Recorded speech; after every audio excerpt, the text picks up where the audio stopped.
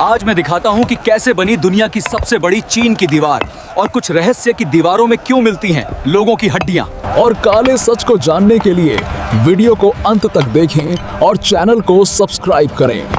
चीन की वह प्रसिद्ध दीवार जिसे दुनिया महान दीवार के नाम से जानती है, केवल ईंटों और पत्थरों का एक विशाल ढांचा मात्र नहीं है। यह इतिहास की उस अटूट जिजीविषा और साथ ही उस असीम त्रासदी की मूक गवाह है जिसे आज भी महसूस किया जा सकता है। जब हम पहाड़ों की चोटियों पर सांप की तरह रेंगती इस दीवार को देखते हैं तो हमारी आंखें इसकी वास्तुकला की भव्यता में खो जाती हैं। लेकिन इस भव्यता के पीछे छिपे हैं वे 4 से 5 लाख इंसान जिनकी हड्डियां आज भी इस दीवार की नींव में दफन है। यह दुनिया का सबसे लंबा कब्रिस्तान भी कहा जाता है, जहां मौत का साया हर ईंट के साथ बुना गया है। अगर हम इस दीवार की लंबाई की बात करें तो आंकड़े आपके पैरों तले से जमीन खिसका सकते हैं। 21,196 किलोमीटर। यह केवल एक संख्या नहीं है बल्कि एक ऐसा विस्तार है जो आधी दुनिया को अपने घेरे में ले सकता है। भारत के नजरिए से देखें तो कश्मीर से कन्याकुमारी तक की दूरी को अगर 6 बार मापा जाए तब जाकर इस दीवार की लंबाई के बराबर पहुंचा जा सकता है। कल्पना कीजिए एक ऐसे इंसान की जो इस दीवार के एक छोर से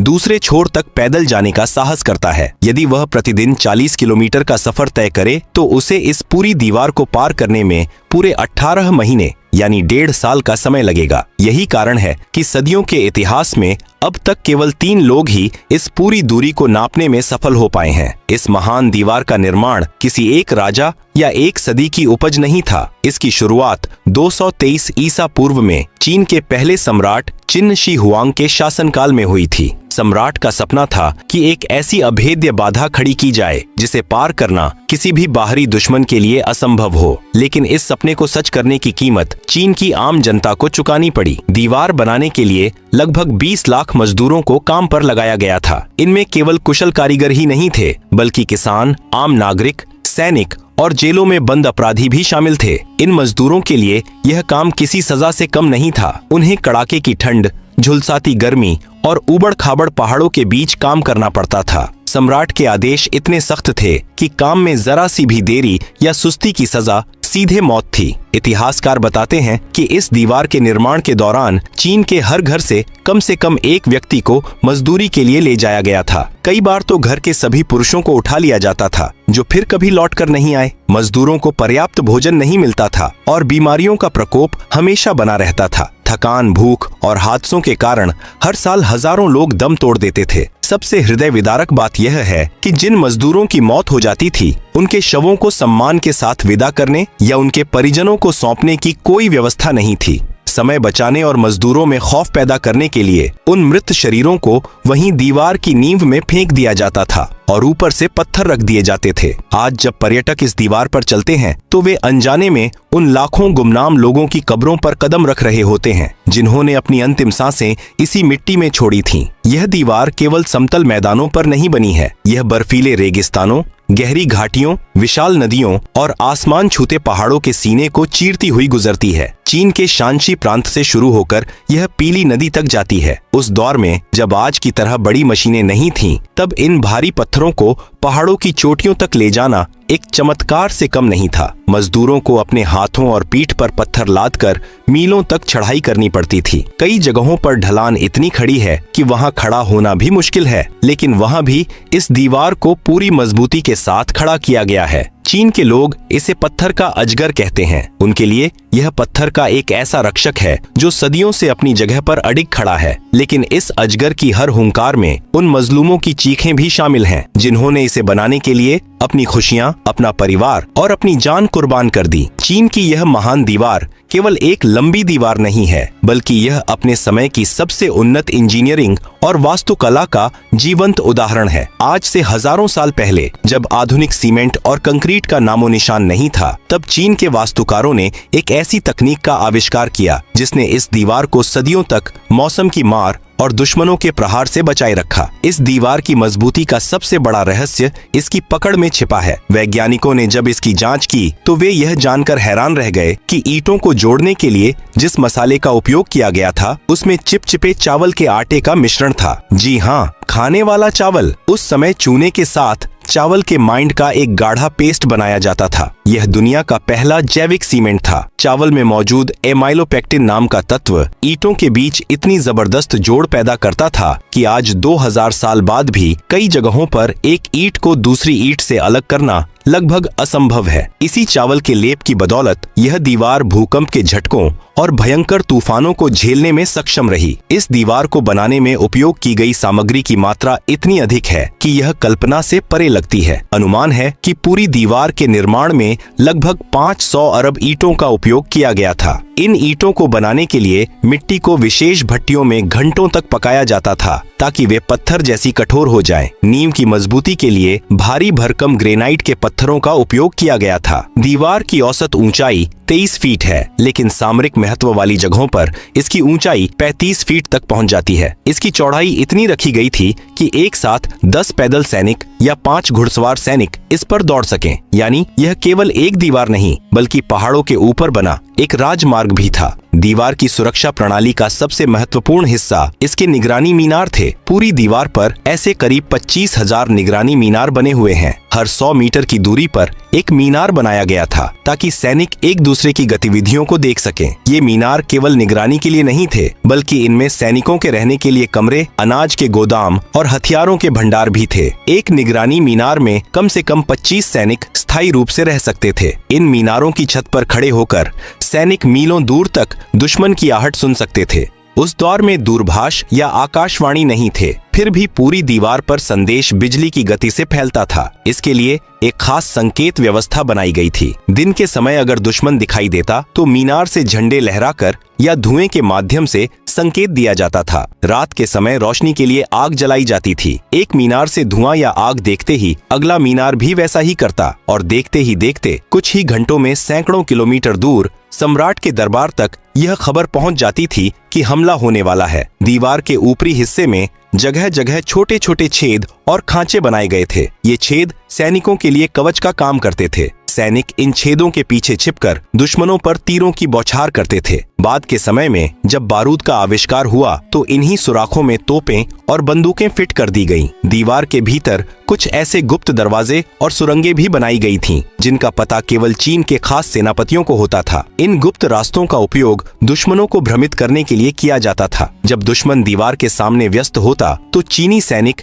इन गुप्त सुरंगों से निकलकर पीछे से उन पर हमला कर देते थे। कई इतिहासकारों का मानना है कि इन गुप्त रास्तों का उपयोग मंगोलिया के इलाकों में जाकर जासूसी करने और लूटपाट करने के लिए भी किया जाता था। यह दीवार उस समय के चीन की सैन्य ताकत और बुद्धिमत्ता का प्रतीक थी। चीन की इस महान दीवार को अक्सर केवल एक रक्षा कवच के रूप में देखा जाता है, लेकिन इसके अस्तित्व के पीछे एक गहरा सामाजिक और आर्थिक संघर्ष छिपा था। यह दीवार महज पत्थर और ईंटों का ढेर नहीं थी, बल्कि यह दुनिया की दो सबसे बड़ी ताकतों, एक तरफ शांत और समृद्ध खेती करने वाली सभ्यता और दूसरी तरफ आक्रामक खानाबदोश योद्धाओं के बीच की एक लक्ष्मण रेखा थी। प्राचीन चीन के भौगोलिक परिदृश्य को देखें तो यह विषमताओं से भरा था। दक्षिण और मध्य चीन में पीली नदी के किनारे उपजाऊ जमीन थी, जहां लोग व्यवस्थित तरीके से खेती करते थे और एक समृद्ध जीवन जीते थे। लेकिन इसके ठीक उत्तर में मंगोलिया और मंचूरिया के इलाके थे, जहां की जमीन बंजर थी और मौसम बेहद क्रूर। वहां रहने वाले लोग खानाबदोश चरवाहे थे। जब भी इन खानाबदोश इलाकों में अकाल पड़ता या संसाधनों की कमी होती तो ये योद्धा अपने घोड़ों पर सवार होकर बिजली की गति से चीनी गांवों पर हमला कर देते थे। वे अनाज, पशु और कीमती सामान लूटकर पलक झपकते ही वापस उत्तर की ओर गायब हो जाते थे। इसी निरंतर लूटपाट और असुरक्षा से तंग आकर चीनी सम्राटों ने इस विशाल दीवार को बनाने का निर्णय लिया ताकि अपनी सीमाओं को हमेशा के लिए बंद किया जा सके। बहुत कम लोग जानते हैं कि इस दीवार का एक मुख्य उद्देश्य प्राचीन रेशम मार्ग की सुरक्षा करना भी था। उस दौर में चीन का रेशम पूरी दुनिया में बेशकीमती माना जाता था। रोम से लेकर भारत तक के व्यापारी इसी रास्ते से चीन आते थे। दीवार के निर्माण ने चीन को दो बड़े फायदे दिए। पहला, सुरक्षा। व्यापारी अब बिना किसी लुटेरे के डर के अपना कीमती सामान ला और ले जा सकते थे। दूसरा, कर। दीवार पर बने द्वारों के माध्यम से सम्राट व्यापार पर नियंत्रण रख सकते थे। हर व्यापारी को चीन की सीमा में प्रवेश करने के लिए कर देना पड़ता था, जिससे साम्राज्य के खजाने में भारी वृद्धि हुई। इस प्रकार यह दीवार एक व्यापारिक चौकी के रूप में भी काम करती थी। महान दीवार को अभेद्य माना जाता था, लेकिन इतिहास ने साबित किया कि दुनिया की कोई भी दीवार एक महान सेना नायक के संकल्प को नहीं रोक सकती। 13वीं शताब्दी में मंगोलिया के पहाड़ों से एक आंधी उठी, जिसका नाम था चंगेज खान। चंगेज खान और उसकी मंगोल सेना ने दीवार को सीधे तोड़ने के बजाय उसकी कमजोर कड़ियों को ढूंढा। उन्होंने दीवार के उन हिस्सों को निशाना बनाया जहां सुरक्षा कम थी या जहां सैनिकों को रिश्वत देकर मिलाया जा सकता था। मंगोल योद्धाओं ने दीवार को पार कर लिया और पूरे चीन में तबाही मचा दी। यह इतिहास का वह दौर था जब चीन की इस महान रक्षा प्रणाली पर सवाल उठने लगे थे। मंगोलों के शासन के बाद जब मिंग राजवंश सत्ता में आया तो उन्होंने इस हार से सबक लिया। आज हम दीवार का जो सबसे मजबूत और भव्य हिस्सा देखते हैं वह मिंग राजवंश की ही देन है। उन्होंने पुरानी मिट्टी की दीवारों को हटाकर उनकी जगह ईंटों और पत्थरों का उपयोग किया। उन्होंने निगरानी मीनारों की संख्या बढ़ाई और सुरक्षा को और कड़ा किया। लेकिन इतिहास खुद को दोहराने के लिए जाना जाता है। दीवार के इतिहास का सबसे नाटकीय मोड़ साल 1644 में आया। उस समय उत्तर से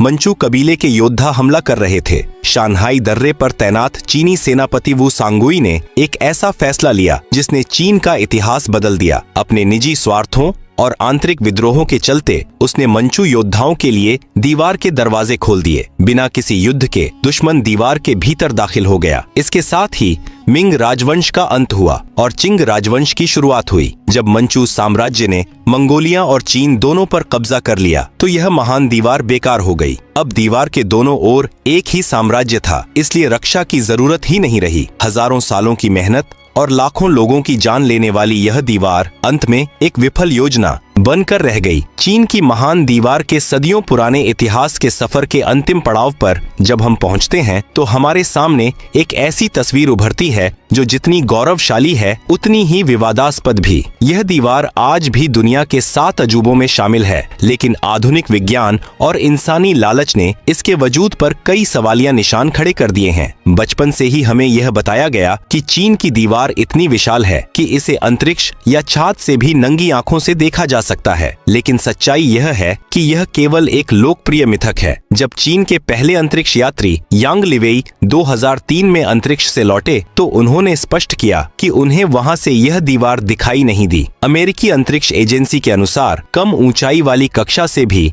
इस दीवार को पहचानना बेहद मुश्किल है, क्योंकि इसका रंग आसपास की पहाड़ियों और मिट्टी से मिलता जुलता है। चाँद से इसे देखना तो वैसा ही है जैसे 3 किलोमीटर दूर से एक पतले बाल को देखने की कोशिश करना। अगर अगली बार कोई आपसे कहे कि यह दीवार अंतरिक्ष से दिखती है तो आप उसे यह वैज्ञानिक सच बता सकते हैं। हजारों साल तक दुश्मनों से मुकाबला करने वाली यह दीवार 20वीं सदी में अपनों के ही लालच का शिकार हो गई। 1960 और 70 के दशक में जब चीन में सांस्कृतिक क्रांति का दौर था, तब सरकार ने इस दीवार को पुरानी सामंतशाही का प्रतीक मानकर नजरअंदाज कर दिया। नतीजा यह हुआ कि आसपास के गांव वालों ने अपने घर, बाड़े और सड़कें बनाने के लिए इस ऐतिहासिक दीवार से ईंटें निकालनी शुरू कर दी। आज भी इस दीवार का लगभग 30% हिस्सा पूरी तरह से गायब हो चुका है या खंडहर में तब्दील हो गया है। कई जगहों पर तो केवल मिट्टी के ढेर बचे हैं, जिन्हें देखकर यह यकीन करना मुश्किल होता है कि वहां कभी दुनिया की सबसे ऊंची बाधा खड़ी थी। हैरानी की बात यह है कि आज भी इस दीवार की प्राचीन ईंटों की